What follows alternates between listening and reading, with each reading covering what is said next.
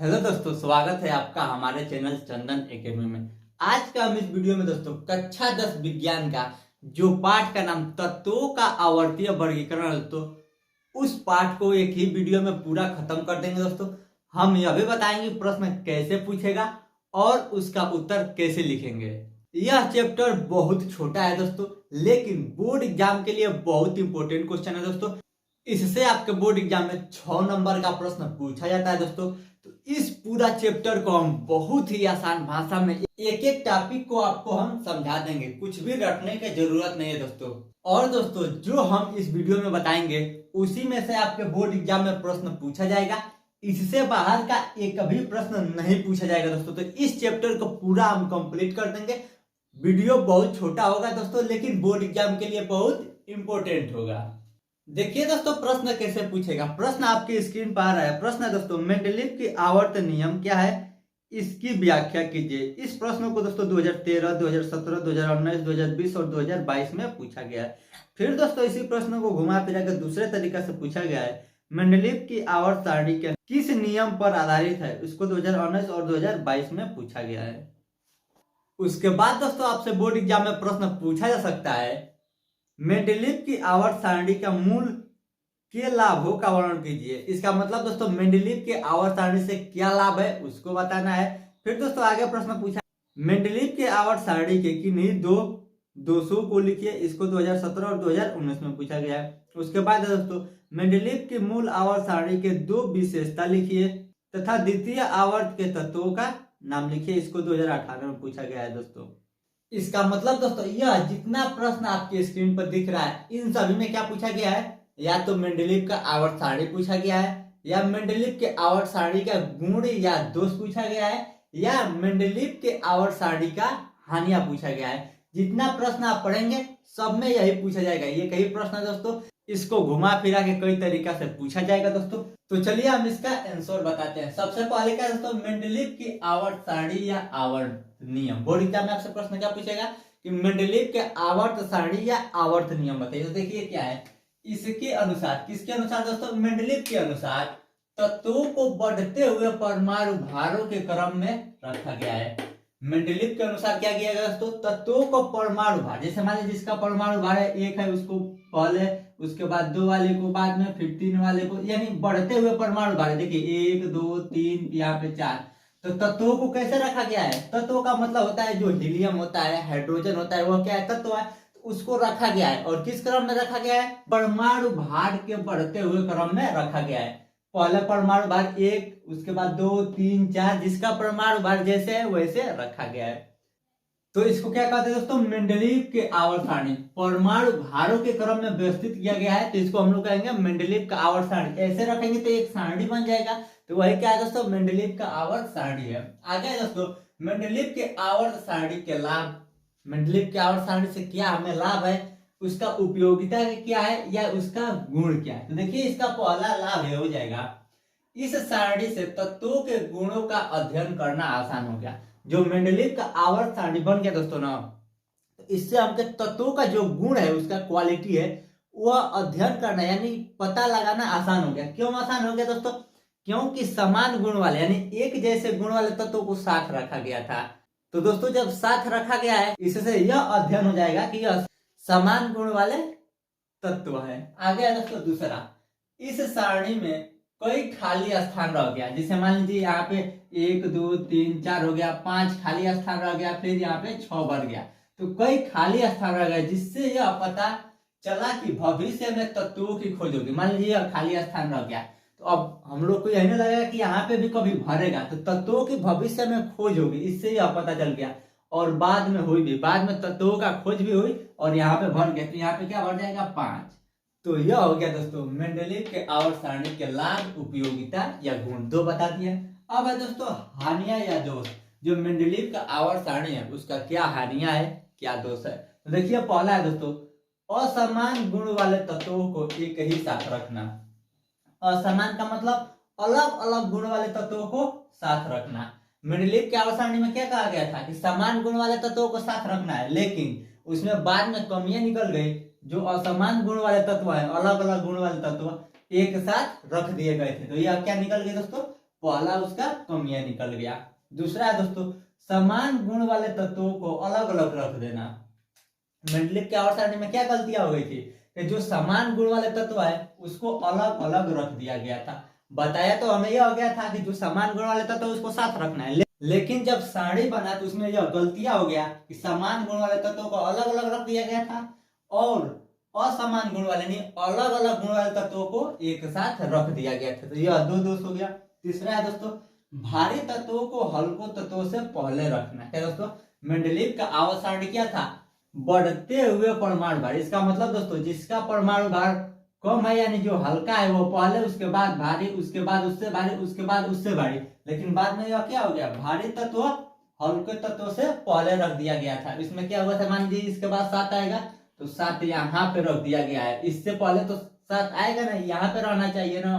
तो यह कमियां निकल गई थी। तो यह है तीसरा। चौथा है दोस्तों समस्थानिक तथा संभारित तत्वों का कोई स्थान नहीं दिया गया।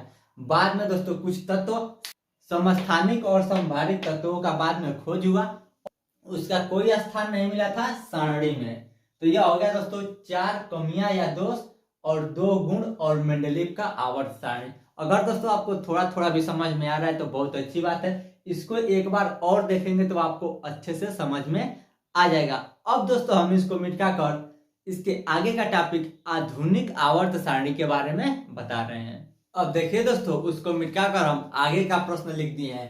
आगे का प्रश्न आपके स्क्रीन पर आ रहा है दोस्तों। प्रश्न है दीर्घाकार आवर्त सारणी की प्रमुख विशेषता लिखिए। इसको दोस्तों 2013, 2014, 2016 और 2018 में पूछा गया है। जो यह लाल में लिखा गया है जितना उतना बार पूछा गया है। फिर दोस्तों आगे प्रश्न दिया है दीर्घाकार आवर्त सारणी के 4 गुण लिखिए। इसको 2018 में पूछा गया है। अब देखिए दोस्तों यह जो दोनों प्रश्न दिया है इसमें दीर्घाकार आवर्त सारणी के बारे में पूछा है। तो देखिए दोस्तों सबसे पहले हम लोग समझेंगे कि दीर्घाकार आवर्त सारणी किसे कहते हैं। देखिए आधुनिक या दीर्घाकार आवर्त सारणी दोनों एक ही चीज है। बोर्ड एग्जाम में आपसे अभी प्रश्न पूछ सकता है कि आधुनिक आवर्त सारणी या दीर्घाकार आवर्त सारणी। इसके अनुसार, किसके अनुसार दोस्तों, दीर्घाकार आवर्त सारणी के अनुसार तत्वों को बढ़ते हुए परमाणु क्रमांकों के क्रम में रखा जाता है। क्या दोस्तों, आधुनिक आवर्त सारणी के अनुसार तत्वों को क्या किया जाता है, बढ़ते हुए परमाणु क्रमांकों के क्रम में व्यवस्थित किया जाता है। हम आपको इसके पहले बताए थे दोस्तों मेंडलीव के आवर्त सारणी। मेंडलीव के आवर्त सारणी में क्या किया गया था, तत्वों को बढ़ते हुए परमाणु भारों के क्रम में व्यवस्थित किया जाता है। क्या दोस्तों, मेंडलीव के आवर्त सारणी में परमाणु भारों के क्रम में व्यवस्थित किया जाता है, लेकिन आधुनिक या दीर्घ आवर्त सारणी में परमाणु क्रमांकों के क्रम में व्यवस्थित किया जाता है। केवल इतना ही अंतर है दोस्तों, मेंडलीव के आवर्त सारणी में परमाणु भार और आधुनिक आवर्त सारणी में परमाणु क्रमांक के बढ़ते हुए क्रम में व्यवस्थित किया जाता है। तो इसे दीर्घाकार आवर्त सारणी कहते हैं। आगे दोस्तों आधुनिक आवर्त सारणी के गुण। इसका मतलब दोस्तों जो आधुनिक आवर्त सारणी है उसके क्या गुण है, तो देखिए इसके गुण है दोस्तों। आधुनिक आवर्त सारणी में 18 कॉलम जिन्हें वर्ग कहते हैं। आधुनिक आवर्त सारणी में क्या होता है दोस्तों, 18 कॉलम होते हैं। जो यहाँ बनाया है क्या दोस्तों, 18 कॉलम का मतलब जो ऊपर नीचे हो, ऐसे हो या कॉलम ऐसे बनता है। क्या दोस्तों, 18 ऐसे कॉलम बनाया गया है। ऊपर नीचे जो होता है वो कॉलम होता है जिन्हें वर्ग कहते हैं। इसको क्या कहते हैं दोस्तों, वर्ग।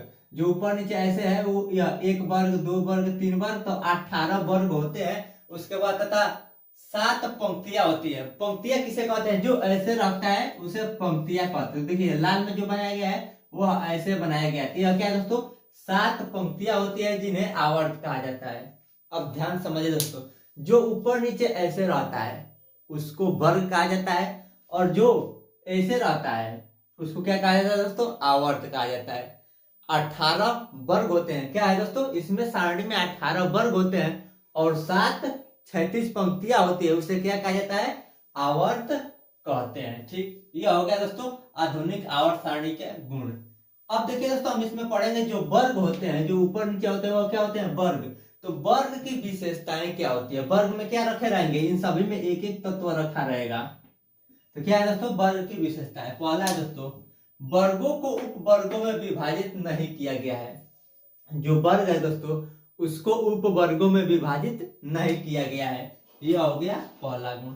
दूसरा गुण है दोस्तों, किसी एक वर्ग में, क्या दोस्तों, कोई भी एक वर्ग, मान लीजिए एक वर्ग, यह सब एक एक वर्ग को मिलाया गया है, तो यह एक वर्ग, किसी भी एक वर्ग में सभी तत्वों की संयोजकता समान। मान लीजिए यह एक वर्ग है, ठीक, इसमें कई तत्व है, एक तत्व यहाँ यहाँ यहाँ यहाँ, इन सभी में एक एक तत्व है, तो इन सभी तत्वों की संयोजकता समान होती है, ठीक।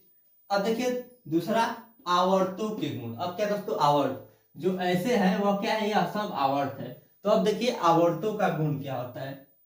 आवर्त में तत्वों की संयोजकता समान नहीं होती।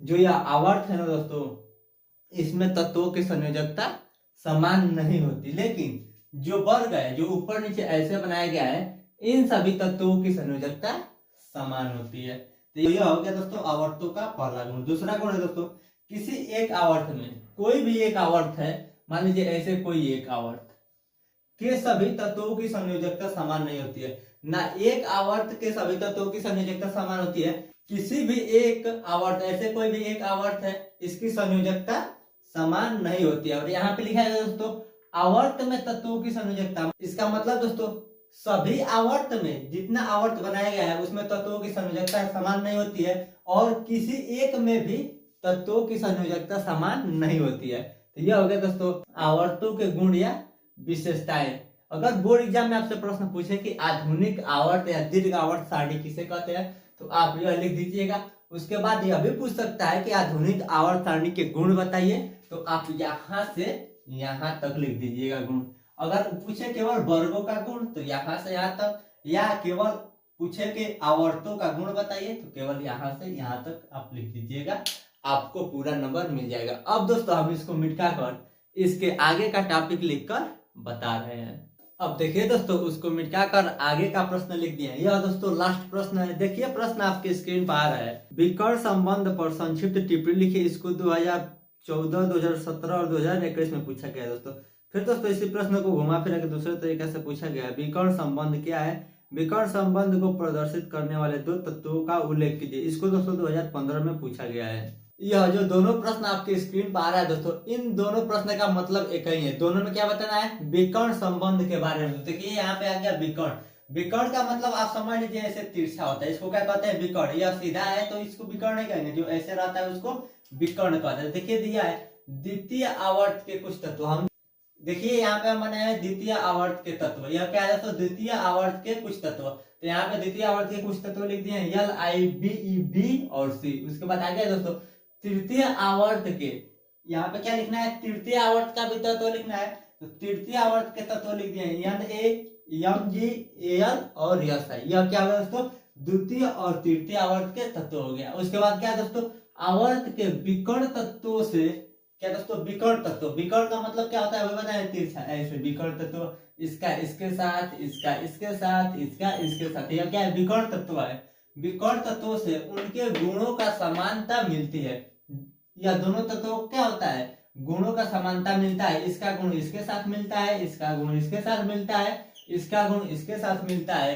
इस प्रकार के तत्वों को विकर्ण संबंध कहते हैं। जो यह गुण मिलता है विकर्ण यानी तिरछा, उसी प्रकार के तत्वों को क्या कहते हैं, विकर्ण संबंध कहते हैं।